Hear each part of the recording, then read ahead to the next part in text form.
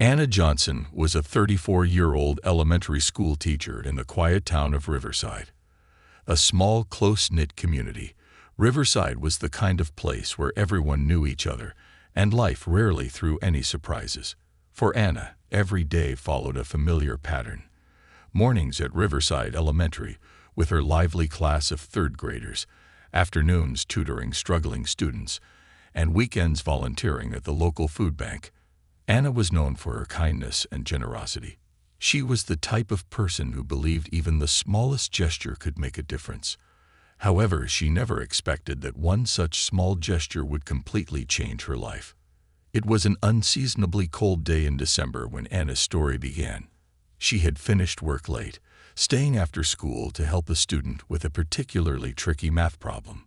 By the time she left, the early evening chill had settled over Riverside, and she pulled her coat tightly around her as she walked downtown.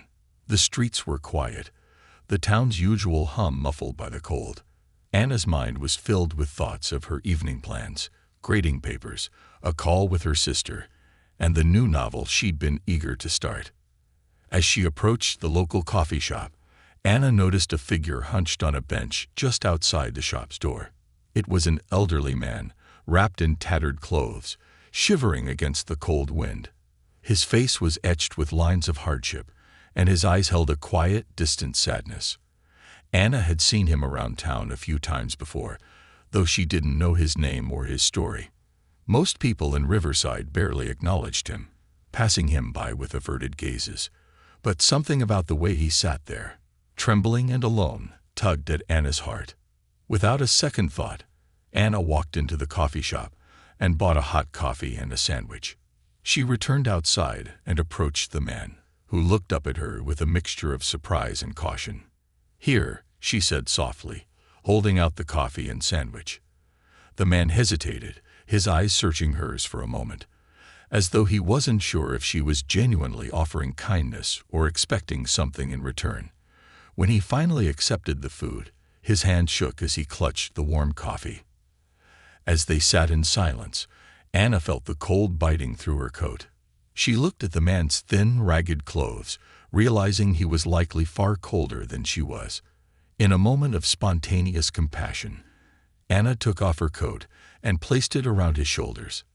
The man looked up at her, his expression a mix of gratitude and disbelief.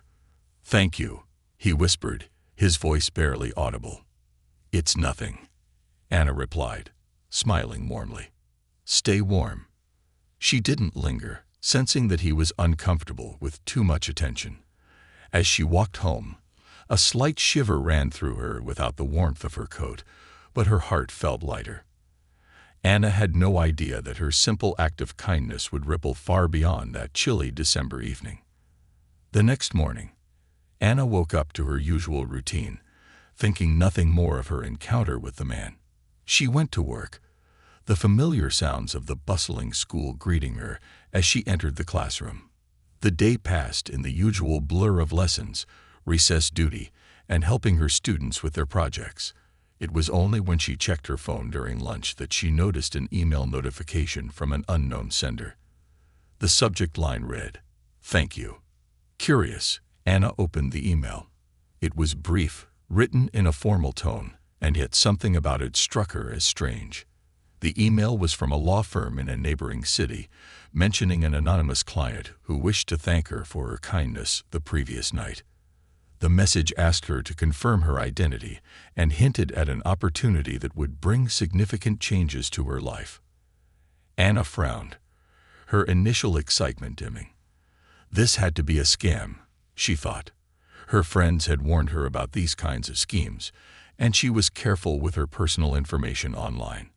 She ignored the email, dismissing it as an odd coincidence.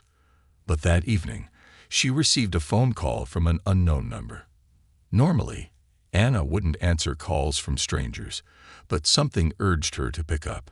A calm, professional voice on the other end introduced himself as Mr. Emerson, the same lawyer who had sent the email. He politely asked if he could speak with her in person about a private and potentially life-changing matter. Caught off guard, Anna tried to brush him off, explaining she was a teacher and didn't have the time or interest in any legal matters. But Mr. Emerson was persistent, assuring her that his client's intentions were purely altruistic and urging her to meet him the next day at a cafe downtown. His tone was serious, almost urgent, and something about it convinced Anna that he was telling the truth, or at least that he believed he was. Reluctantly, Anna agreed, telling herself she'd hear him out but wouldn't fall for any schemes. The next morning, Anna arrived at the cafe early, feeling a strange mix of nervousness and curiosity. As she waited, she rehearsed what she'd say, still half expecting this to be a waste of time. Just as she was about to leave, a distinguished man in a dark suit entered, scanning the room before his gaze landed on her.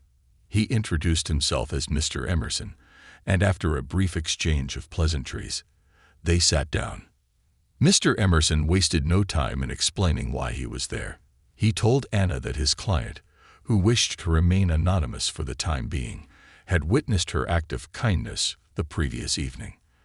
This client was a successful but reclusive philanthropist who had gone through personal hardships in the past. Witnessing Anna's simple but selfless gesture had moved him profoundly, inspiring him to offer her a unique opportunity as a form of thanks. Anna listened, skeptical yet intrigued. Mr. Emerson continued, explaining that his client wanted to fund a program in Riverside to help people like the elderly man she had helped, a program that would offer food, shelter, and job training for the homeless. And to her utter shock, he wanted Anna to lead the initiative. The offer was overwhelming. Anna had never considered herself a leader, let alone someone capable of running a community program. She was a teacher, not a social worker or an activist. But Mr. Emerson assured her that his client believed she was the right person, someone with a genuine heart and compassion for others.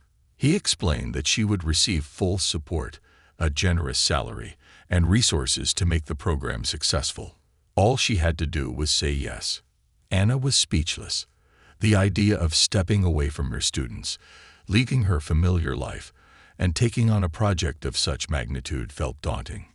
She'd always dreamed of making a difference, but this was far beyond anything she'd ever imagined.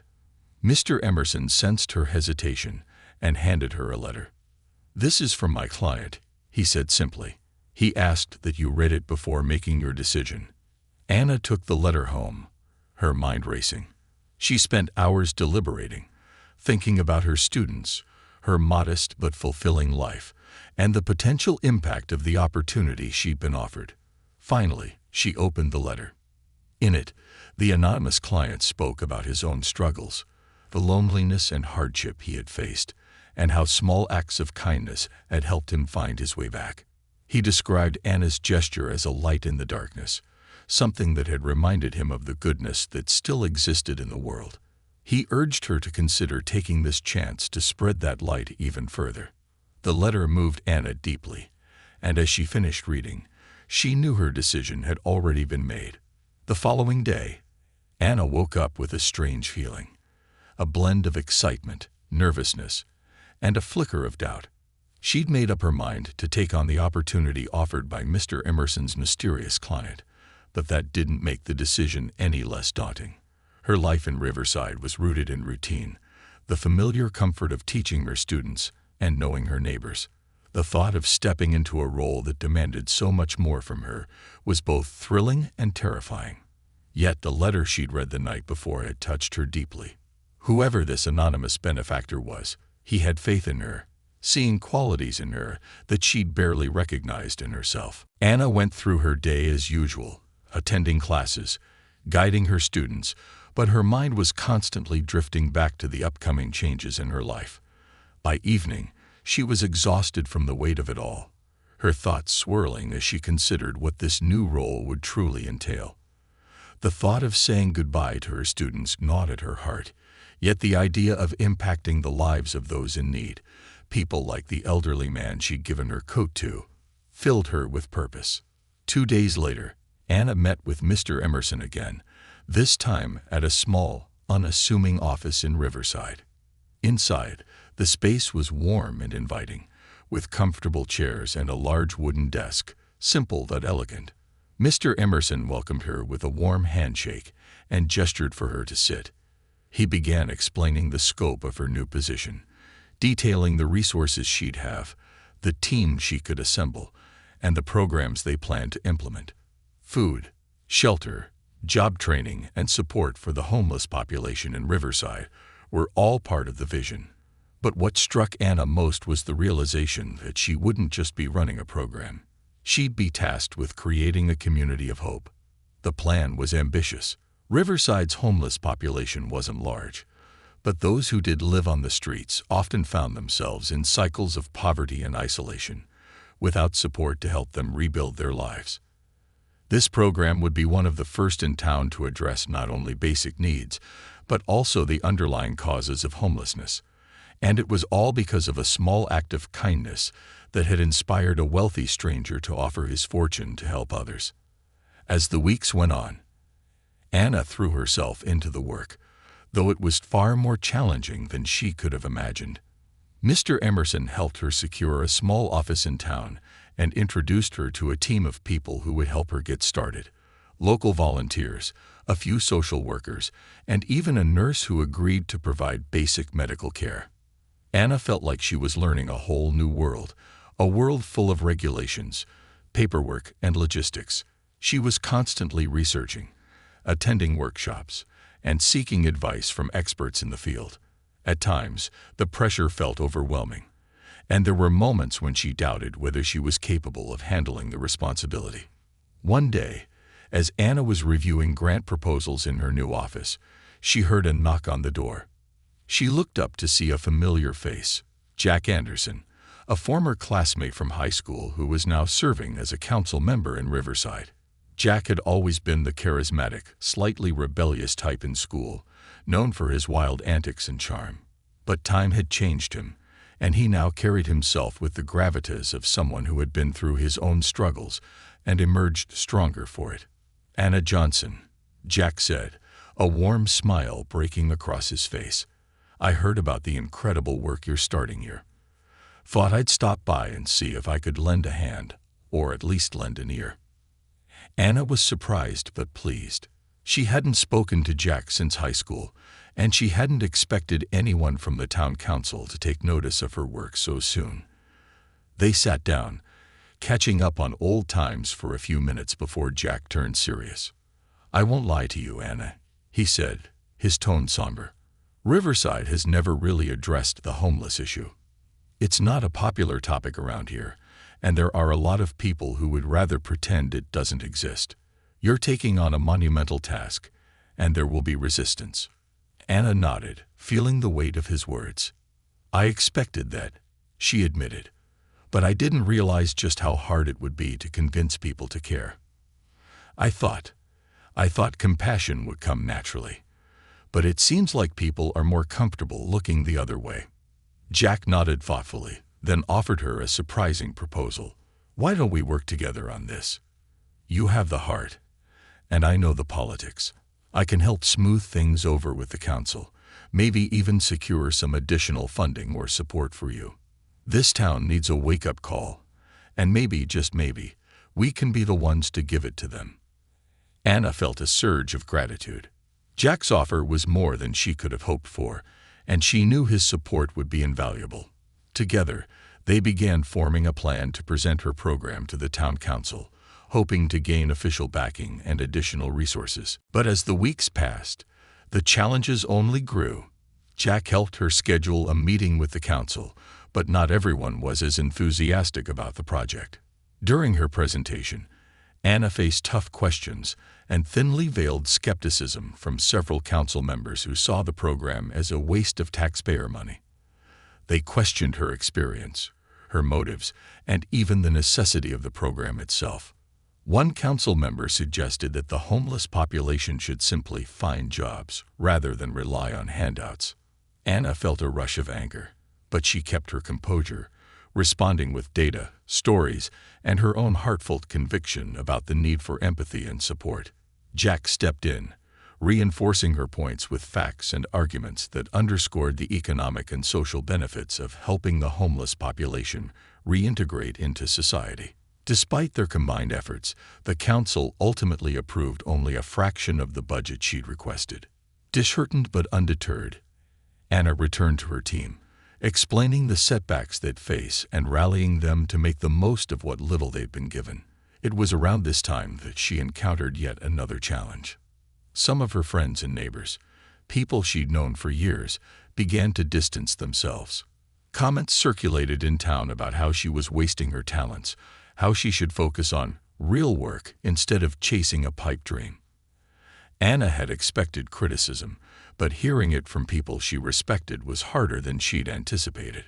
One night, after a particularly grueling day, Anna sat alone in her office, staring at the dimmed lights of Riverside through her window. She wondered if she'd made the right choice, if she'd been naive to believe she could make a difference. Just as she was about to pack up and go home, she received a message from an unknown number. It was a simple text. "Thank you for helping me."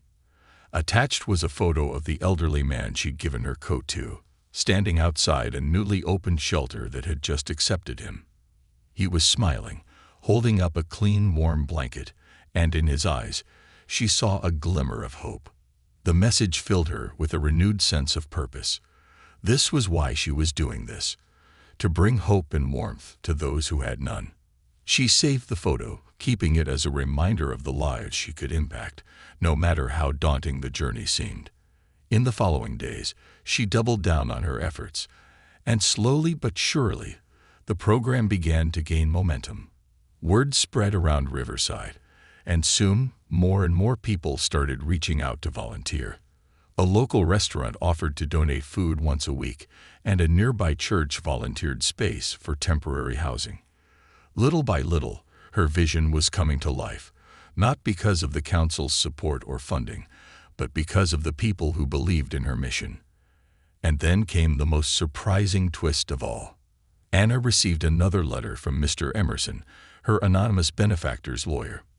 This time, the letter was accompanied by a check, a staggering sum that was enough to fund the entire program for a year. The letter simply read, "This is just the beginning. You have given more than you know." Anna's hands shook as she read the letter, realizing that her benefactor hadn't just given her an opportunity. He had given her the means to change lives on a scale she hadn't dared to dream of. With the new funds, she expanded the program, adding job training sessions, mental health support, and educational workshops. For the first time, the homeless population of Riverside had a support system, a path forward, and the possibility of a new life. And as Anna watched the program grow, she realized that she, too, had transformed. She was no longer just a teacher from Riverside. She had become a force for change, a beacon of hope in a town that had once turned a blind eye. And in her heart, she knew that this was only the beginning of her journey. As the weeks turned into months, Anna's program flourished in ways she could never have anticipated. What had begun as a modest initiative to provide basic needs for the homeless population of Riverside was rapidly evolving into a full-fledged community outreach center. The generous donation from her anonymous benefactor had been a turning point, allowing her to bring in a small but dedicated team of staff members, including a social worker, a counselor, and a job placement specialist. Riverside's homeless population, once largely overlooked and marginalized, now had a place to turn to for help and a path forward. But with this growth came new challenges. Anna quickly realized that the program's success depended on much more than just funding and resources. It was also about earning the trust and support of the people she was trying to help. Many of the individuals who came to the center were wary, carrying the weight of betrayal and disappointment from past experiences. They had been let down by society, by family, and even by themselves, and they weren't quick to trust anyone, least of all someone like Anna, whose life had been, in comparison, stable and secure. One such individual was Eddie, a man in his early 40s who had been living on the streets of Riverside for the past 5 years. Eddie had once worked in construction, but a work-related injury had left him unable to perform manual labor. With no income and no family to support him, he'd quickly spiraled into homelessness. turning to alcohol to numb the pain of his circumstances. When he first came to the center, he was standoffish and skeptical, eyeing Anna and her team with suspicion. Anna noticed Eddie right away, sensing that his reluctance to engage was rooted in more than just distrust.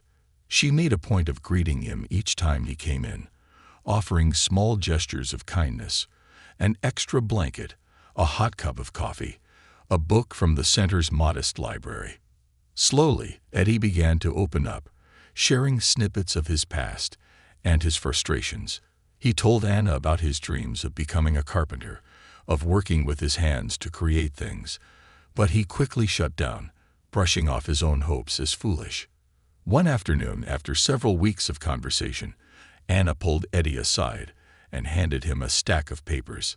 "These are training programs for carpentry," she explained, her voice soft but encouraging. "I know it's a long shot, but we can help cover the costs if you're interested in giving it a try." Eddie stared at the papers, a mix of disbelief and something close to hope flickering in his eyes. But then his face hardened, and he shook his head. "No point," he muttered, looking away. "People like me don't get second chances." Anna felt a pang of sadness, but she wasn't ready to give up on him. She knew that Eddie, like so many others, had lost faith not only in society but in himself. It would take time, but she was determined to help him see his own worth again. In the weeks that followed, Anna continued to encourage Eddie, offering him small tasks around the center, fixing a broken shelf, repairing a door hinge. Gradually, he began to take pride in these small contributions, and the look of defeat that had once been etched into his face started to fade. Meanwhile, Anna's work was drawing more attention from the community. One morning, she received a call from the local news station, asking if they could do a feature on the center. Anna hesitated, knowing that publicity could be a double-edged sword. On one hand, it could bring in more support and resources. On the other, it could expose the center to scrutiny and criticism. But after discussing it with her team, she agreed, realizing that the exposure could inspire others to take action in their own communities. The news feature aired a week later, showcasing the center's work and interviewing a few of the people Anna had helped. It was an emotional segment, highlighting stories of resilience and transformation, and it resonated deeply with viewers. Donations began pouring in, along with offers of volunteer support. People from all walks of life reached out, wanting to be part of the change that Anna was creating. But not everyone was supportive. A few days after the feature aired, Anna received an anonymous letter in the mail. It was a typed note, terse and blunt, criticizing her for bringing the wrong kind of people into Riverside and warning her to think twice before continuing her work. Anna was taken aback. She had known that some people were resistant to her efforts, but she hadn't expected such open hostility. The letter shook her, and for the first time since she'd started the program, she felt a pang of fear. Determined not to let fear control her, Anna shared the letter with her team, who rallied around her with words of encouragement and support. Jack Anderson, her ally on the town council, even offered to increase security measures at the center, but Anna declined, not wanting to create an atmosphere of fear. Instead, she focused on reinforcing the sense of community within the center, making it clear to everyone who came through the doors that they were welcome and valued. As the months went by, Anna's efforts continued to bear fruit. The center's programs expanded, offering not only shelter and job training, but also mental health counseling, financial literacy workshops, and even art therapy sessions. Riverside was beginning to change in subtle but profound ways. People who had once ignored or even shunned the homeless began to volunteer, getting to know the individuals they had previously overlooked. Small businesses in town started offering job placements to those who completed the center's training programs, and even local schools got involved, organizing donation drives and inviting Anna to speak to students about the importance of compassion and community. One evening, as Anna was closing up the center, she received an unexpected visitor. It was Sarah, a woman in her 60s who had been one of Anna's most vocal critics. Sarah had been outspoken about her belief that the center was enabling homelessness rather than solving it. Anna braced herself, preparing for another round of criticism, but to her surprise, Sarah's demeanor was different. She looked tired, almost vulnerable, as she approached Anna. "I wanted to talk to you," Sarah began, her voice softer than Anna had ever heard it. "I'll admit I haven't agreed with what you're doing here. I thought these people were taking advantage, that they didn't deserve our help. But then I met one of them." Anna listened, intrigued as Sarah recounted her encounter with Martha, a woman from the center who had recently secured a job at the grocery store where Sarah shopped. Martha had recognized Sarah from the center and had approached her, thanking her for the support that had made it possible for her to get back on her feet. Through that conversation, Sarah had learned about Martha's story, her struggles with addiction, the loss of her family, and her journey to recovery. It had opened Sarah's eyes in a way that nothing else could have. "I was wrong," Sarah admitted, her voice tinged with regret. "I see that now. These people, they're not so different from the rest of us. They've just been through things most of us can't imagine, and I wanted to say thank you for helping me see that." The moment was deeply moving for Anna. She realized that her work was having an impact not only on the people she was helping directly, but also on the community as a whole. Minds were being opened, and hearts were softening. Riverside was changing, one small act of kindness at a time. But just as everything seemed to be falling into place, Anna received an urgent call from Mr. Emerson. He asked her to come to his office immediately, his voice tense and hurried. When Anna arrived, she found him waiting with a solemn expression. "There's something you need to know," he began, handing her a document. "Your anonymous benefactor, he's not who you think he is." Anna felt her heart skip a beat as she looked at the document in her hands. It was a legal contract, outlining her benefactor's terms and conditions, but buried within the fine print was a clause she hadn't noticed before. A clause stating that the funding for her program would be contingent on certain stipulations that could compromise her autonomy and the values she held dear. As she read further, Anna's shock turned to anger. The benefactor, whose identity was finally revealed in the document, was a man named Charles Vernon, a powerful figure with a reputation for using philanthropy to control and influence communities for his own benefit. He had been funding her program not out of compassion, but as a way to establish a foothold in Riverside, with plans to turn the area into a lucrative development site. The center and the people it served were, in his eyes, merely pawns in a larger scheme. Anna felt betrayed, her faith in the generosity that had started her journey shattered. She faced an impossible choice: continue accepting Vernon's funding and compromise her values, or walk away from the resources that had made her dream possible and risk losing everything she'd built. But as she sat there, grappling with the weight of the decision, Anna thought of Eddie, Martha, and the countless others whose lives had been changed by the center. She thought of the letter she'd received from Vernon in the beginning, the words that had inspired her and given her hope. Those words, though now tainted, had ignited a fire in her, a fire that no betrayal could extinguish. In a quiet but resolute voice, Anna made her decision. She would confront Vernon and fight to keep the center alive, no matter the cost.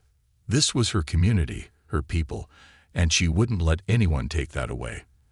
With newfound determination, she walked out of Mr. Emerson's office, ready to face whatever challenges lay the following day. Anna prepared herself for what was sure to be one of the hardest meetings of her life.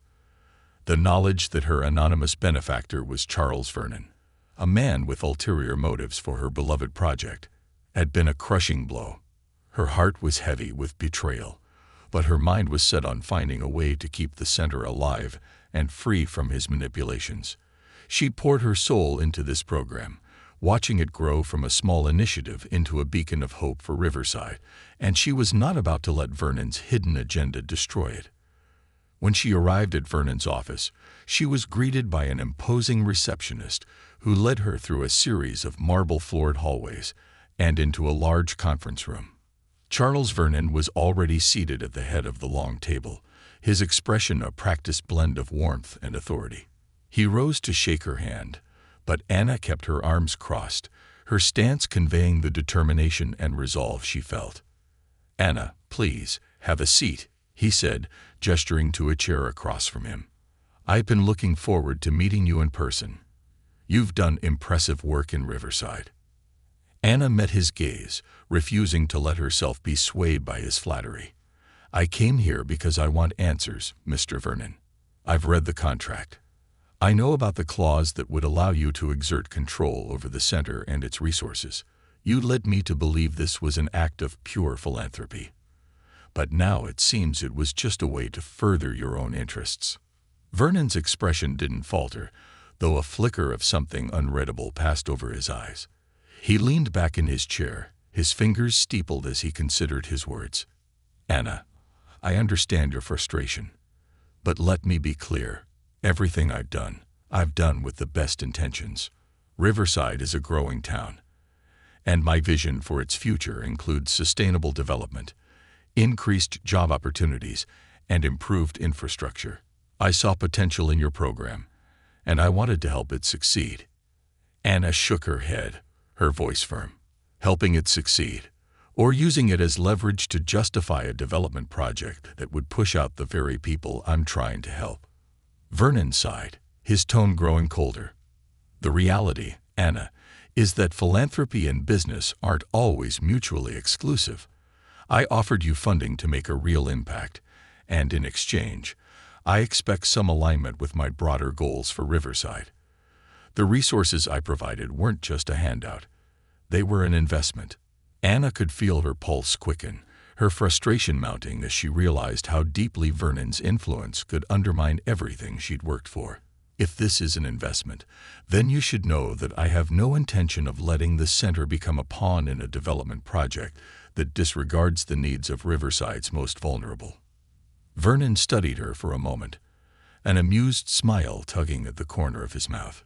"You're passionate, Anna, I'll give you that. But consider this, without my support, your program is financially vulnerable. I have the resources, the connections, and the means to keep it alive and growing. If you walk away from this partnership, you risk losing everything you've built." For a moment, Anna felt the weight of his words settle over her like a dark cloud. He was right. Without his funding, the center would struggle to survive. But then she remembered the faces of the people who came to the center every day. Eddie, Sarah, Martha, and the countless others who relied on its services. She couldn't abandon them, nor could she allow Vernon to exploit them. "I'm grateful for the resources you provided," she said, her voice calm but unyielding. "But I won't compromise my values or the integrity of the center. If you truly believe in what we're doing, then you'll allow us to operate independently, without interference. But if you're unwilling to do that, then I'll find another way." Vernon's expression turned steely, the warmth in his gaze replaced by a calculating coldness. "You're making a mistake, Anna. It's a difficult world out there, and idealism alone won't sustain your vision. I suggest you think carefully about what you're giving up." Anna rose, her decision unwavering. "I've already thought about it. Thank you for your support up to this point, but the center will find its own path forward." With that, she walked out of the office, feeling both a sense of liberation and a pang of fear.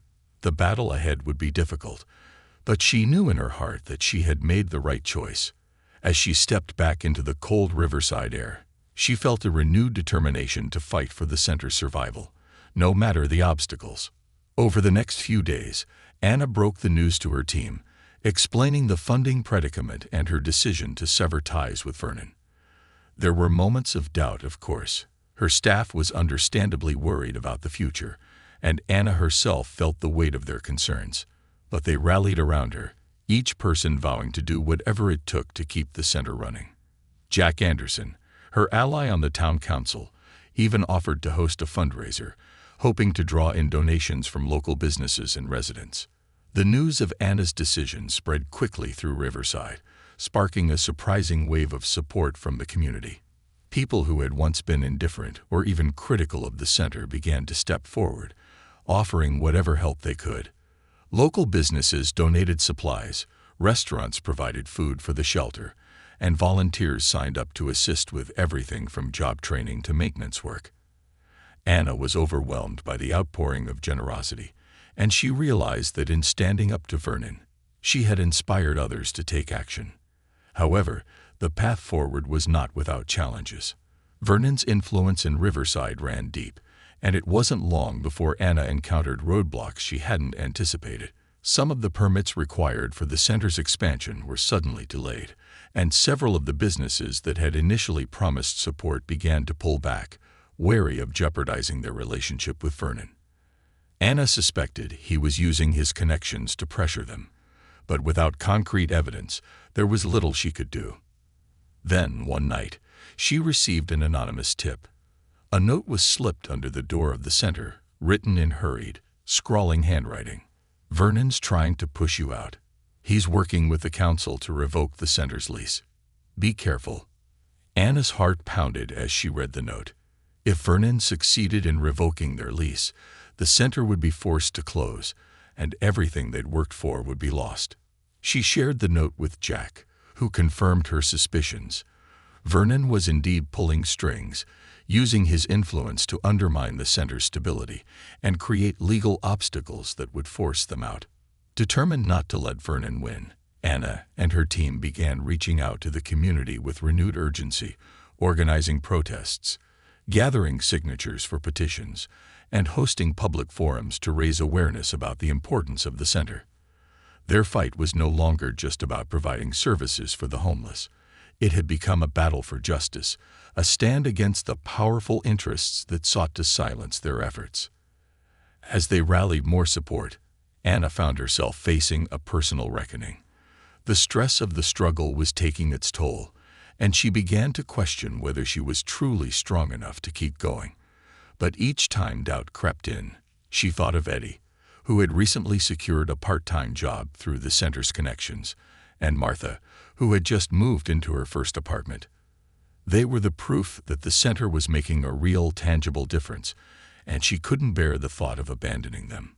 In a surprising twist, Anna received an invitation to speak at a town hall meeting, where she would have the chance to present her case to the entire community, including the town council. It was a high-stakes opportunity, one that could make or break the center's future. Anna spent days preparing, gathering testimonials from the people she'd helped and working with Jack to craft a compelling argument. When the night of the town hall arrived, the room was packed.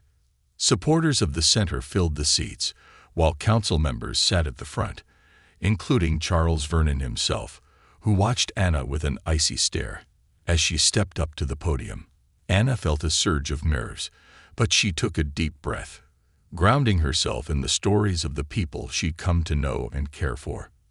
She spoke from the heart, describing the impact the center had made, the lives it had transformed, and the hope it had brought to Riverside. She didn't hold back, calling out the obstacles they'd faced, the pressure from powerful interests, and the resilience of the people who had stood by her side. Her words were met with a standing ovation, and as she looked out over the crowd, she saw faces filled with determination and resolve. In a dramatic turn of events, the town council voted that night to protect the center's lease, effectively blocking Vernon's attempts to shut it down.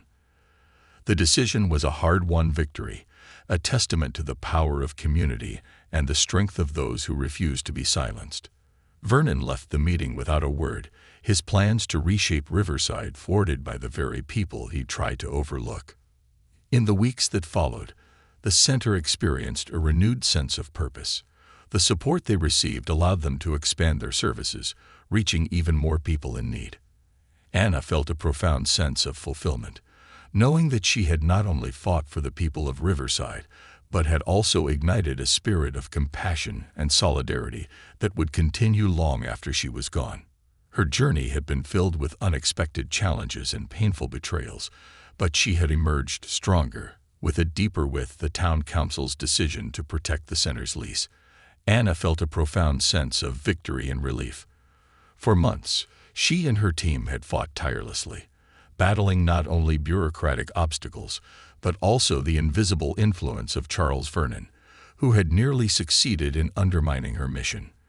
But now the Riverside Community Center for Support and Renewal, known simply as the Center to the Locals, was here to stay. The community's overwhelming support had turned the tide in Anna's favor, cementing the center as an irreplaceable part of Riverside. The weeks that followed the council's decision were filled with both excitement and hard work.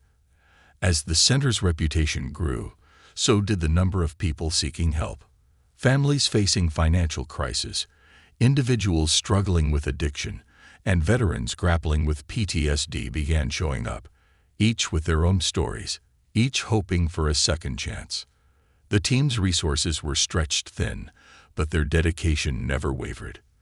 The victories they had achieved, small and large, spurred them forward, creating a sense of unity and purpose that energized them all.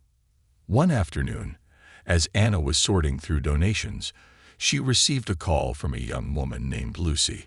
Lucy was a journalist from a regional magazine who had heard about the center's story and wanted to cover it in an in-depth feature.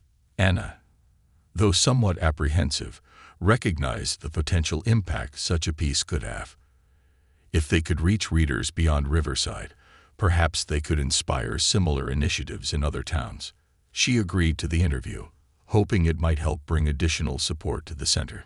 Lucy arrived a few days later, a curious and compassionate young woman who spent hours talking to Anna and her team, documenting their journey and the impact the center had made. She interviewed clients, volunteers, and even some of the local business owners who had come to support the center. During the interview, Anna shared stories of resilience and transformation, tales of people like Eddie, who was now in a steady job thanks to the center's efforts, and Martha, who had recently reconnected with her estranged daughter after years of separation. But Lucy wasn't interested in only the success stories. She wanted the whole picture, including the hardships, the betrayals, and the moments when Anna had doubted herself. Reluctantly, Anna opened up about her struggles with Vernon's betrayal and the sacrifices she had made.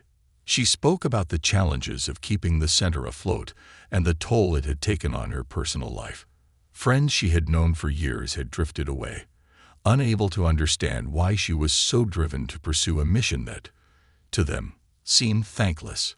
When the article was published a month later, it sparked a wave of public interest and admiration.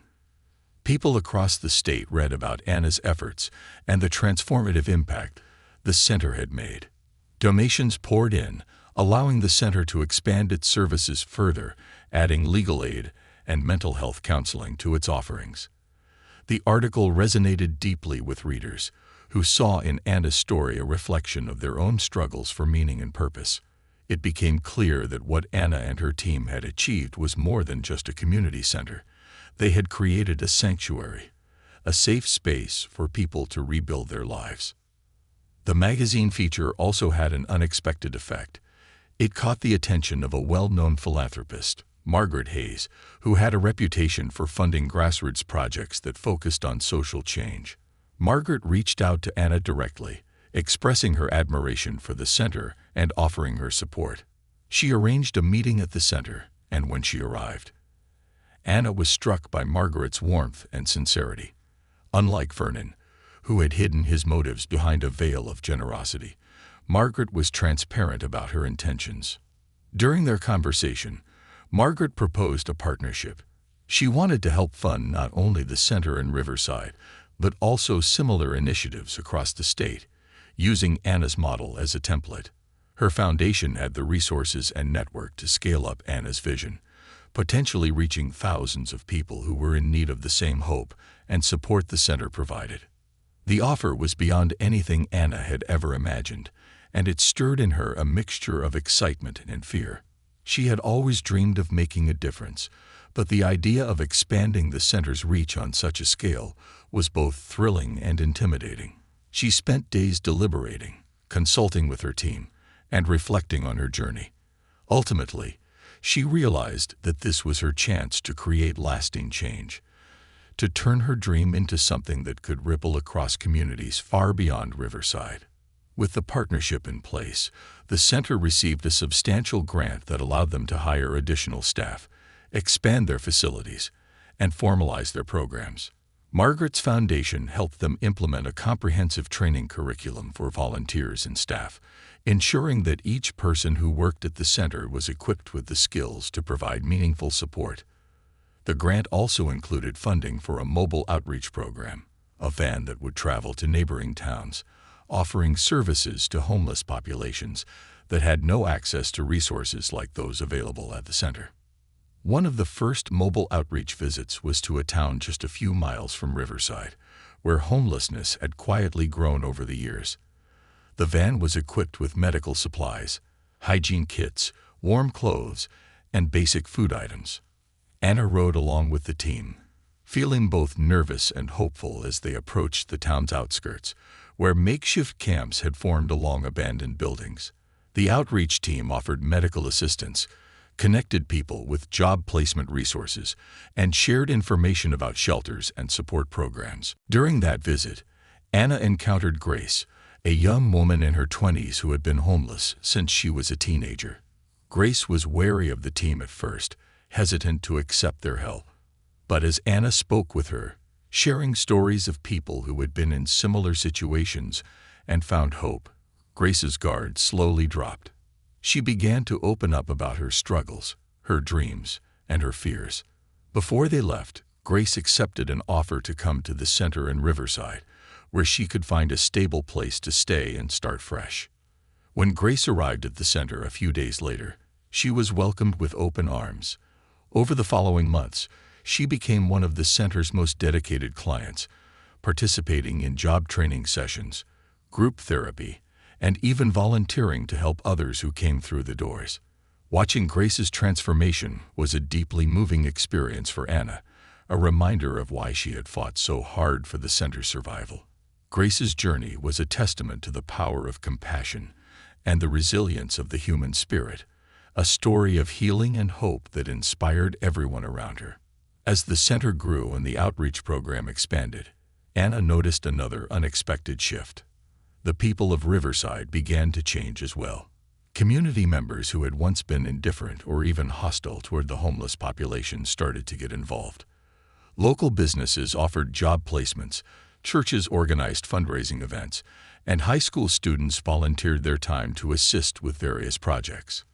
Riverside, once a town that had looked the other way, had become a place where people actively sought ways to support one another. One evening, at a community gathering celebrating the center's one-year anniversary, Anna stood on a small stage, looking out at the crowd. People from all walks of life filled the space, each person connected in some way to the center's mission. Volunteers, clients, local business owners, and families who had once hesitated to engage with the homeless community were now united, bound by a shared vision of compassion and hope. As Anna addressed the crowd, she spoke from the heart, reflecting on the journey that had brought them to this moment. She acknowledged the hardships, the setbacks, and the doubts she had faced, but she also celebrated the victories, both large and small. She reminded everyone that the center's story was not just her own. It was a story written by each person who had contributed, supported, and believed in the mission. In a poignant moment, Anna introduced Grace, who had come a long way since the day they'd met in that neighboring town. Grace took the stage, her voice steady as she shared her story, describing the impact the center had made in her life and the hope it had given her. Her words moved the crowd, and by the time she finished, there wasn't a dry eye in the room. As the applause echoed around her, Anna felt an overwhelming sense of fulfillment. The center had become so much more than she had ever dreamed, not just a place of support for those in need, but a symbol of resilience and compassion that had transformed an entire community. And while Anna knew there would always be challenges ahead, she felt ready to face them, confident in the strength of the people who stood beside her. That night, as she looked out at the faces of the people who would become her family, Anna realized that her journey was far from over. The center's impact was spreading, reaching beyond the walls of Riverside, inspiring others to create change in their own communities. And in that moment, she knew that she had found her true calling, one that would guide her for the rest of her life. As the event concluded, and people lingered to share their gratitude and stories, Anna felt a sense of peace she hadn't known before. Her journey had been filled with unexpected turns, fierce battles, and moments of doubt, but each challenge had brought her closer to her purpose. In the end, she had discovered that even the smallest act of kindness could ignite a movement, a ripple of change that would reach places she hadn't yet seen. And as she left the gathering that night, she looked up at the stars, feeling a profound gratitude for the path she had chosen. The center would go on, its legacy carried forward by each person it touched, a testament to the power of hope and the enduring strength of the human spirit. The years that followed the center's one-year anniversary marked a new era for both Anna and Riverside. The center's influence continued to grow, drawing attention not only from nearby communities, but from cities across the state. People came to Riverside to see Anna's work in action, hoping to replicate her model and make a difference in their own towns. Anna, once a humble schoolteacher, had become a recognized voice for community-led change, frequently invited to speak at conferences, universities, and even government hearings about homelessness and community support initiatives. Her partnership with Margaret Hayes' foundation flourished, and together they expanded the mobile outreach program into a network that reached dozens of towns. This Hope on Wheels initiative became a lifeline for people in rural and underserved areas, bringing medical aid, job training, and essential supplies to those who had nowhere else to turn. Each time Anna visited a new town, she was reminded of the day she'd first met the elderly homeless man outside the cafe, the small act of kindness that had set her journey in motion. One of the greatest milestones came when Anna received an invitation from the state governor's office, asking her to join a task force on homelessness. This task force, comprised of experts, advocates, and lawmakers, aimed to reshape the way the state approached homelessness, focusing on prevention, housing, and social reintegration, rather than simply treating symptoms. Anna was initially hesitant. She feared the bureaucracy might dilute her message and limit her ability to make real change. But after consulting with Margaret and her team, she realized that the task force was an opportunity to bring Riverside's story to a larger platform and push for policy changes that could impact thousands of lives. The work with the task force was grueling. Meetings stretched late into the night, with debates about funding allocations, zoning laws, and the best ways to address mental health and addiction. Anna found herself speaking out frequently, challenging long-held assumptions, and advocating fiercely for solutions that prioritized humanity and dignity. Her fellow task force members quickly learned that Anna was not there to compromise her values. She fought for the things that had made the Riverside Center a success: community involvement, accessible services, and unwavering respect for each individual who walked through the doors. During this time, Anna also deepened her understanding of the systemic issues that contributed to homelessness. She learned about the policies that had driven affordable housing into scarcity, the mental health systems that were underfunded and overburdened, and the cycles of poverty that trapped entire families for generations. The more she learned, the more committed she became to tackling these root causes. Riverside was her heart, her home, but she knew her work could no longer be confined to just one town. She saw how interconnected the issues were and felt a growing sense of responsibility to address them on a broader scale. As she juggled her commitments to both the center and the task force, Anna's team at the center continued to thrive in her absence. Jack Anderson, her trusted friend and former classmate, had stepped up to take on a leadership role, coordinating day-to-day operations and organizing new community events. Eddie, once a homeless man with little hope, had now become a full-time staff member, counseling newcomers and helping them adjust to life at the center. Grace, the young woman Anna had met through the mobile outreach program, was now leading workshops in job training and financial literacy, inspiring others with her story of resilience. The center had become a place of transformation, not just for the clients it served, but for the staff, volunteers, and the entire Riverside community. Families who had once ignored the homeless or dismissed the center's mission now donated regularly, and local businesses actively collaborated with the center to offer job opportunities and support for its programs. Schools organized service days where students visited the center, bringing supplies and volunteering to learn about the importance of empathy and service. Riverside had transformed into a town that valued compassion, and the ripple effect reached every corner of the community. Amid all this growth, Anna's personal life quietly evolved as well. She'd spent so many years dedicating herself to the center that she had pushed away thoughts of her own happiness and relationships. But as the center stabilized, she found herself reconnecting with people she hadn't seen in years, rediscovering friendships, and even developing new connections. She grew particularly close to David, a local journalist who had covered her story multiple times over the years. What started as professional respect slowly blossomed into something deeper. David admired Anna's unwavering dedication, and she found in him a kindred spirit who understood the sacrifices she had made. Their shared commitment to the community brought them together, and for the first time in a long time, Anna felt like she could let her guard down and embrace the joy of companionship. The years rolled on, and the Riverside Center's story became a model for community-based support systems nationwide. Inspired by Anna's work, other towns began establishing their own versions of the center, each adapted to meet the unique needs of their populations. Anna, though flattered by the recognition, continued to focus on the work itself rather than the accolades. She visited each new center when she could, offering guidance and sharing lessons she had learned through her own journey, making sure that her vision of compassion and integrity lived on in every new location. Then, one winter, a surprise arrived that would shape the next chapter of her life. She received a letter from a nonprofit organization with a national reach that had been following her work. They wanted her to serve as their executive director, overseeing the network of homeless outreach centers across the country. The offer was both exhilarating and bittersweet.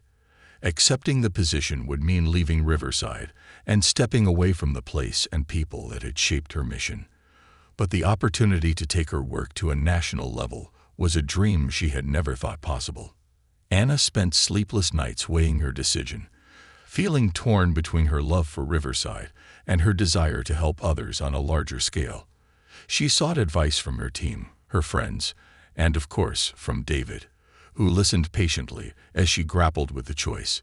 In the end, he reminded her of the very lesson she had taught so many others, that true change often requires difficult sacrifices. With a heavy heart, but a sense of purpose, Anna decided to accept the position. She announced her decision to the community in a heartfelt letter, expressing her gratitude for the years they had supported her and for the trust they had placed in her vision. She assured them that the center would remain strong, led by the dedicated team she had trained and trusted. Jack Anderson would take over as director, and he pledged to carry on Anna's legacy, promising that the center would continue to be a place of hope and transformation.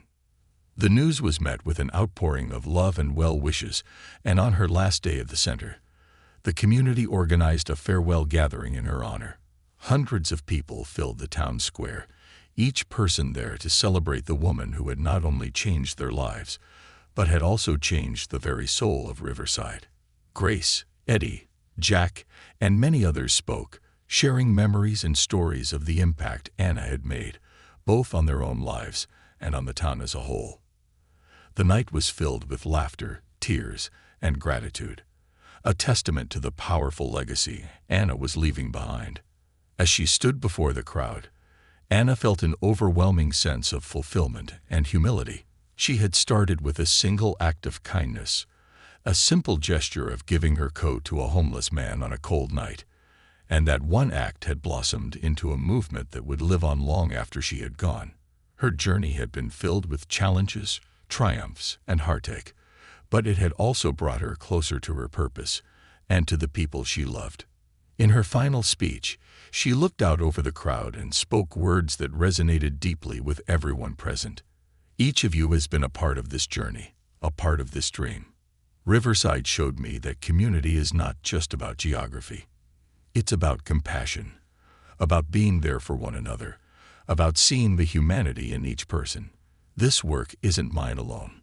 It belongs to all of us.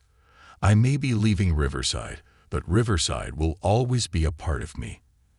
And together, we have shown that change is possible, that even the smallest acts of kindness can spark revolutions of hope. As she left the stage, Anna felt a sense of closure and peace, knowing she had given everything she could to the town she loved. She hugged her friends, her team, and the people who had become like family to her. That night, as she walked through the familiar streets of Riverside one last time, she felt a profound gratitude for the journey she had been on and the lives she had touched. When she moved to her new role as executive director, Anna carried Riverside's story with her, bringing its lessons to every city she visited and every community she served. And though she was miles away, Riverside continued to thrive, guided by the values and vision she had instilled. The center she had built remained a place of hope, a reminder that, in the end, it only takes one small act of kindness to change the world.